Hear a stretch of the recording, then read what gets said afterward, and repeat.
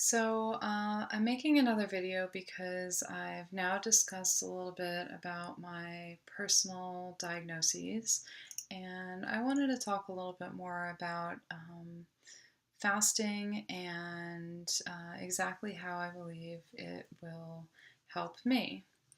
To give you a little perspective, fasting has been used for likely thousands of years. In many religious practices, but also as a natural treatment for acute and more recently chronic illness.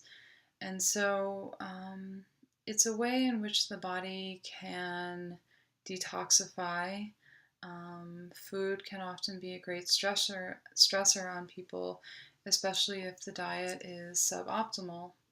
And so, while there is some disagreement nowadays about what is the optimal diet, I think we can all agree that a whole foods um, diet heavy in fruits and especially vegetables is the foundation of a health promoting diet. So, part of my diagnosis, as I discussed, is IBS. There are a few components to that because this diagnosis is essentially a catch all diagnosis. And so it's not a specific, there is no known etiology. It's not exactly known what causes it. I've done a lot of research on my own, as well as experimenting on myself with different therapies. And while each has contributed to a slightly greater degree of health, I'm really depending on this fast a lot to carry me to the next level. And so, what I expect to happen is with the removal of all food, I expect my body and more specifically my intestinal tract to have an opportunity to heal. When you're not digesting properly, as I said, there is the creation of toxins, which then go on to damage the gut lining. And in addition to that, they create inflammation, which is a self perpetuating event. And so the more inflammation there is, it begets more inflammation. And it's very hard to stop that process. And so part of that involves what's known as intestinal permeability. It's normally the junctions of the cells in the intestinal wall are very tightly sealed, and they only allow for certain molecules to freely pass, which is very few. And so when there is inflammation or damage to the intestinal wall, the junctions begin to expand and there's become space between the cells. And that allows for proteins and other compounds to enter into the bloodstream unregulated. And when this happens, the immune system, as it would normally do its job, recognizes a foreign protein and freaks out. And this is how we arrive at different autoimmune conditions. For example, when your body is reacting towards what would otherwise be an inert substance, when it arrives in the body through the bloodstream unregulated, the immune system attacks that and in turn cross-reacts with some of your own cells. For example, the lungs in asthma, or the joints and the vasculature in lupus, or rheumatoid arthritis, for example. And so another part of that I've been dealing with is what's called small intestinal bacterial overgrowth, or SIBO. And again, in my opinion, SIBO isn't the cause of the disease. I believe it's a symptom of a deeper problem, which may be different for everybody, and I'm in the process of figuring out exactly what is the cause for me. But what happens is there is a dysregulation of bacteria and an overgrowth of bacteria in the small intestine.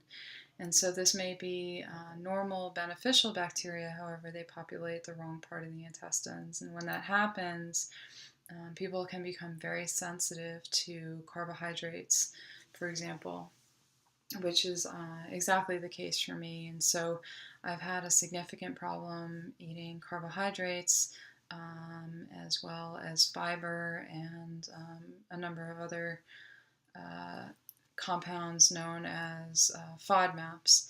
And so I've, visited all the diets. This is the reason I've been following a paleo type diet, is because it's an anti-inflammatory diet, and so it removes some of the major inflammatory compounds, such as gluten, soy. I've also eliminated eggs, corn.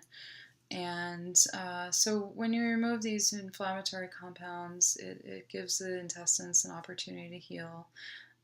But the body is complex, and we don't always know exactly what's going on.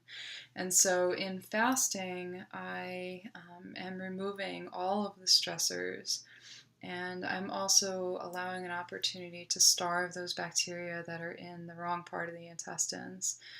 In addition, I'm also creating a new baseline for the bacteria deeper down in the colon, where it's normal and expected to have a variety of bacteria.